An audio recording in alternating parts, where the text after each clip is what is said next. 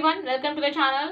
आज हम डिस्कस करने वाले हैं कोडिंग डिकोडिंग पार्ट 3। जैसे कि आरआरबी पीओ का एग्जाम चल रहा है, आरआरबी क्लर्क का भी होने वाला है, एसबीआई क्लर्क का तो हो चुका है, उसका मेन एग्जाम होने वाला है, और आईबीपीएस क्लर्क का भी एग्जाम आने वाला है। तो it will be very helpful for all types of examination, that may be SSC, railway and banking also. So without any, let's start the session. It is a scoring chapter, तो practice कीजिएगा क्योंकि इसमें बहुत अच्छे marks score होते हैं। SBI clerk में तो ऑब्वियसली क्लर्क एग्जाम में 5 मार्क्स के आ ही जाते हैं, लेकिन इसका भी लेवल जो है वो हाई होता जाता है। तो आज हम थोड़ा सा हाई लेवल करेंगे क्योंकि पार्ट 3 है, थोड़ा सा हाई लेवल करेंगे। और जिस किसी ने भी पार्ट 1 एंड 2 नहीं देखा है तो प्लीज़ एक बार जाके देख लीजिएगा, ठीक है।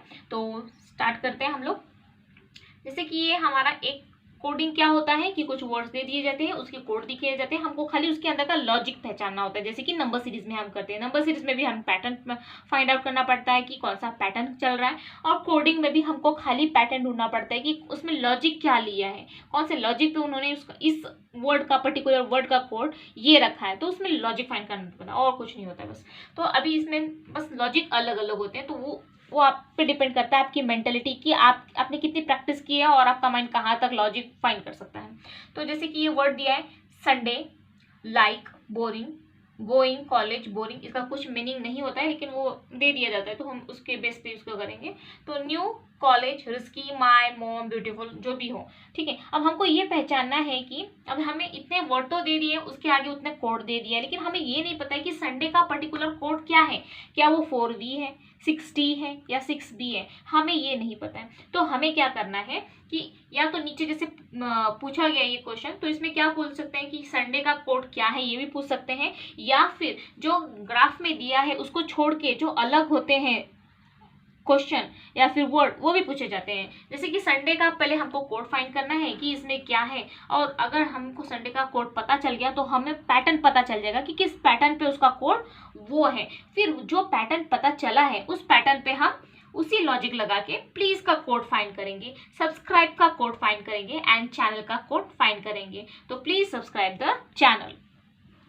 सो संडे है तो अब कौन सा लॉजिक है, अब हम जैसे स्टार्ट में हम ये करते हैं कि सबसे जो इम्पोर्टेंट एक क्लू होता है कि हमें, जैसे कि मैंने पार्ट 1 और 2 में बताया था कि उसमें इम्पोर्टेंट क्लू क्या होता है कि मोस्ट रिपीटेटिव वर्ड आपको फाइंड करना है। तो इसमें भी हम फर्स्ट वही पिलर वो है, बेसिक वो है, तो बेसिक से ही हम स्टार्ट करते हैं। तो बेसिक यहाँ पे कहीं दिया है क्या, संडे कहीं और दिया है, नहीं दिया है, लाइक कहीं और दिया है, नहीं दिया है, बोरिंग कहीं और यूज हुआ है, हाँ हुआ है, देखिए यहाँ पे फर्स्ट यहाँ पे तो हुआ ही है, देन नेक्स्ट रो में भी ये बोरिंग करके यूज हुआ है वर्ड। तो बोरिंग बोरिंग अगर दोनों में यूज हुआ है तो ऑब्वियसली दोनों कोड, मतलब एक कोड है जो दोनों लाइन में होना चाहिए, है कि नहीं, एक वर्ड है जो दोनों लाइन में यूज किया है, तो ऑब्वियसली वही कोड दोनों रो में भी यूज होने चाहिए। तो बोरिंग बोरिंग सेम है, तो यहाँ पे हम देखेंगे फर्स्ट और सेकंड में ऐसा कौन सा पर्टिकुलर कोड है जो कि सेम है। तो कौन सा है यहाँ पे, देखिए 4V तो नहीं है, 6T है, देखिए 6T दोनों में है, यानी कि बोरिंग का कोड क्या आ गया, 6T आ गया। ये हम बोल सकते हैं ना 100% ये होता है। तो बोरिंग का कोड जो कि दोनों में यूज हुआ है, कोड भी दोनों में यूज हुआ है, इसका मतलब बोरिंग का कोड आ गया 60। तो यहाँ पे मैं लिख देती हूँ यहाँ पे कि जो बोरिंग का कोड है वो है हमारा 6T है। तो वो किस बेसिस पे आ गया, देखिए एक तरफ तो क्या दिया है हम लोगों को, नंबर्स दिए हैं, और दूसरी तरफ हमको क्या दिया है, लेटर दिया है, ठीक है। 6 नंबर है और T क्या है, लेटर है। तो अब अभी इसमें हम लॉजिक फाइंड करेंगे कि बोरिंग का यही कोड क्यों आया, कौन सा बेसिस पे उसने यूज किया है बोरिंग का 60। तो हम उसके अंदर हम लॉजिक फाइंड करेंगे, क्योंकि जो लॉजिक इस वर्ड में है ऑब्वियसली वही लॉजिक संडे में भी होगा, गोइंग में भी होगा, कॉलेज में भी होगा। ऐसे तो नहीं है ना कि संडे में कुछ अलग लॉजिक लगा है, लाइक में कुछ अलग लॉजिक लगा। हाँ, उस टाइप के भी क्वेश्चन होते हैं, जबकि वोवेल्स और कॉन्सोनेंट का क्वेश्चन आता है तो उसके अंदर भी होता है कि वोवेल्स और कॉन्सोनेंट के बीच में जो रिलेशन होता है वोवेल्स और कॉन्सोनेंट के बेस पे उसका लॉजिक अलग होता है।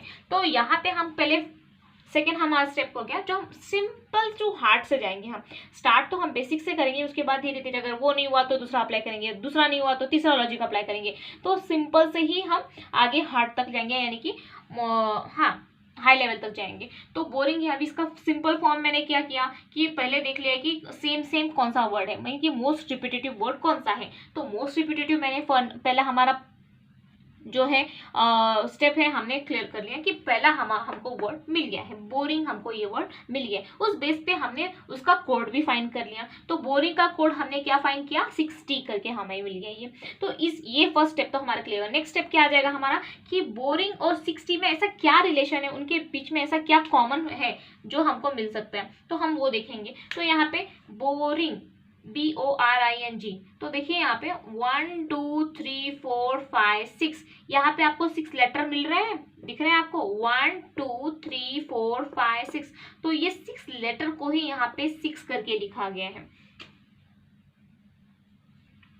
क्योंकि जब ये लॉजिक होता है ना ये स्क्वायर है ना ये क्यूब है। क्या हो सकता है, बहुत बार क्या हो जाता है, जैसे कि 1 2 3 4 5 6 है तो उसका स्क्वायर 36 हो जाएगा, उसका क्यूब 216 हो जाएगा। या फिर यहाँ पे दोनों वर्ड लिए मोस्ट ऑफ क्या हो जाता है, अगर खाली अगर नंबर होता है तो लॉजिक अलग होता है, खाली अगर लेटर्स दिए हैं तो उसका लॉजिक अलग। लेकिन यहाँ पे हमको दोनों का कॉम्बिनेशन यूज किया है। यहाँ पे 6 यानी कि नंबर भी है और T यानी कि लेटर भी है, दोनों यूज किया है। तो दोनों के बीच में हम क्या फंडा यूज कर सकते हैं कि 1 2, एक तो यही क्लेरिफाई हो जाएगा, या तो वॉवेल्स का नंबर होता है, जैसे कि अगर यहाँ पे 2 लिखा है तो मैं 2 से क्या ऑब्जर्व करूंगी, मुझे क्या मिलेगा इसके अंदर, 2 वोवेल्स यूज हुए हैं ONI, ये वोवेल्स यहाँ पे 2 अगर यहाँ पे होता तो लॉजिक में वो लगाती है। अगर कुछ और होता जैसे कि 4 होता तो मैं लॉजिक क्या लगाती, नंबर्स ऑफ कॉन्सोनेंट लिए हैं, कॉन्सोनेंट कितने हैं 1 2 3 4, तो 4 उस बेस पे आ जाता। लेकिन यहाँ पे टोटल 6 लिया है तो मैं ये अज्यूम कर रही हूँ, I am not confirm about this. तो 1 2 3 4 5 6, ये 6 लेटर लिए हैं, मुझे ऐसा लग रहा है कि नंबर्स ऑफ लेटर जितने हैं उतने यहाँ पे नंबर लिखे गए हैं। ये मेरा पहला लॉजिक है। अगर सब में अप्लाई करके देखते हैं, अगर हुआ है वेल एंड गुड, अदरवाइज हम दूसरा लॉजिक लगाते हैं। तो 1 2 3 4 5 6 ये लॉजिक मैंने लगाया कि नंबर्स ऑफ लेटर वहां पे दिए गए हैं। अब लेटर की बात की, जो नंबर्स मतलब जितने लेटर्स हैं उसका नंबर यहाँ पे लिखा गया है। ओके, अब जहां तक लेटर की बात की गई है, मुझे क्या लगता है कि ये जो G है, G, क्योंकि हाँ ये T और B का कोई रिलेशन नहीं है, मतलब दूर दूर तक नहीं है, लेकिन एक है। अगर आप कॉम्पिटिटिव एग्जाम की तैयारी कर रहे हो तो आप प्रैक्टिस में तो आपको ये बात पता चल जाएगी कि जो अपोजिट वर्ड होते हैं, जैसे G का T आ जाता है तो G का T ये अपोजिट वर्ड यहाँ पे इन्होंने यूज किया है। I am not also confirm about this also, तो मैं खाली एक लॉजिक लगा रही हूँ, अगर ट्राई करते हैं हुआ तो ठीक है। तो G का T अपोजिट वर्ड आप याद रखिएगा, कोडिंग रिकॉर्डिंग में बहुत बहुत हेल्पफुल होता है ये। जैसे कि G का अपोजिट क्या हो जाता है, T हो जाता है। तो मुझे अभी तक क्या लॉजिक मिला कि नंबर्स ऑफ लेटर्स आ गए, उतना नंबर लिख देंगे। जैसे 4 लेटर्स हैं तो 4 लिखेंगे, 3 लेटर्स है तो 3 आ जाएगा। फिर उसके बाद जो लास्ट वर्ड दिया है, जो लास्ट लेटर दिया है, उसका अपोजिट लेटर लिखेंगे यहाँ पे, ये हमें मिल गया। तो हम संडे में पहले अप्लाई करते हैं। संडे में कितने लेटर्स है, 1 2 3 4 5 6। ओके, तो 6 लेटर है, यानी कि इसका मुझे यहाँ पे आ जाएगा 6 आना चाहिए। देन लास्ट जो लेटर है वो Y है, तो Y का अपोजिट क्या आ जाएगा, B आ जाता है, बॉय। एक लॉजिक है, एक स्टोरी बना के हमको एक सर ने ऐसे बताया था, उस बेस पे मैंने याद किया था। तो उसके अलग अलग तरीके हो सकते हैं अपोजिट जो लेटर्स हैं उसको याद करने के। तो Y का जो है B आता है अपोजिट, ठीक है। तो 6B इसका आना चाहिए। क्या ये जो 6B हमने इस लॉजिक पे निकाला है, क्या ये कोडिंग में है, देखिए है यहाँ पे 6B वहां पे दिया गया है। इसका मतलब जो हमने कोड फाइंड किया है, जो हमने लॉजिक लगाया है, वो हमारा लॉजिक सही है। लाइक का देखते हैं, लाइक में कितने हैं लेटर, 4 है। ओके, 4 आ जाएगा, यहाँ पे 4 आ जाएगा। उसके बाद ई का अपोजिट लेटर क्या होता है, V, यानी कि यहाँ पे V, तो 4V वहां पे है, देखिए यहाँ पे है। इसका मतलब जो हमने लॉजिक लगाया है वो 100% राइट है। तो इस टाइप के अलग अलग लॉजिक, बहुत से अनगिनत लॉजिक होते हैं। इसमें प्रैक्टिस करते बैठो तो आप थक जाओगे, इतने सारे लॉजिक होते हैं इसके अंदर। खाली प्रैक्टिस करना है, अपने माइंड को आप शार्प करते जाना है, तो आपको लॉजिक ऑटोमेटिकली क्लियर होते जाएंगे। तो उसी तरह से जैसे यहाँ पे मैंने लिंक कर लिया, उस बेस पे इसी लॉजिक के ऊपर हमें प्लीज सब्सक्राइब द चैनल, इसका आंसर फाइंड करना है और उसका आंसर आप ही के पास है। प्लीज सब्सक्राइब द चैनल, इसका आंसर आपके पास है, वो भी आप आंसर दे सकते हो सब्सक्राइब करके चैनल को। So if you like the video then please subscribe the channel. I know मैं बहुत अच्छा पढ़ाती हूँ, लेकिन पढ़ाते पढ़ाते भूल मत जाना सब्सक्राइब करने के लिए, तो प्लीज सब्सक्राइब द चैनल। तो प्लीज का हम क्या फाइंड करेंगे यहाँ पे, 1 2 3 4 5 6, तो यहाँ पे आ जाएगा 6। ओके, 6 नंबर्स ऑफ लेटर यानी कि 6 आ गए। उसके बाद जो लास्ट का लेटर दिया है E, तो इसका अपोजिट क्या हो जाएगा, V। तो यहाँ आ जाएगा V। उसके बाद सब्सक्राइब का क्या आ जाएगा 1 2 3 4 5 6 7 8 9, तो यहाँ पे आ जाएगा 9। इसके आगे मैं बहुत अच्छे अच्छे नंबर्स ऑफ क्वेश्चन लेके आऊंगी जो कि मेंस लेवल में भी मतलब उससे भी अच्छा लेके आऊंगी मैं, तो कीप इन टच। और जो ई है अगेन यहाँ पे भी लास्ट में वी है, तो यहाँ पे फिर से मैं वी लिख दूंगी। यहाँ पे कितने नंबर्स ऑफ लेटर्स हैं 1 2 3 4 5 6 7, यानी कि यहाँ पे आ जाएगा 7। और अगेन यहाँ पे एल है लास्ट में, तो इसका लेटर क्या आ जाएगा ओ आ जाएगा। अब एक बात ध्यान में रखिएगा कि मोस्ट ऑफ एग्जाम में कंफ्यूज हो जाते हैं बच्चे कि ओ क्या होता है और जीरो क्या हो जाता है।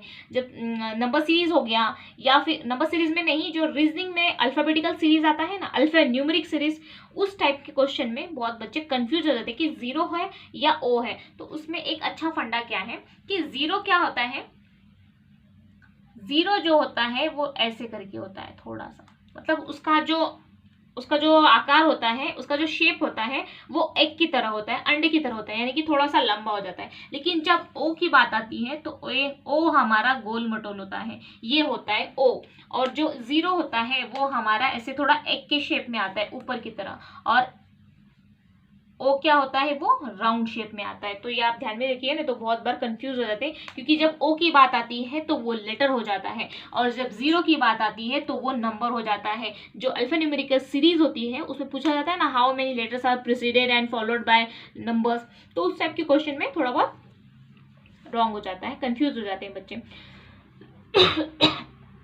सो if you like the video then please subscribe the channel. ये बिल्कुल फ्री है, and write down your opinion in the comment section. Thanks for watching. जय हिंद।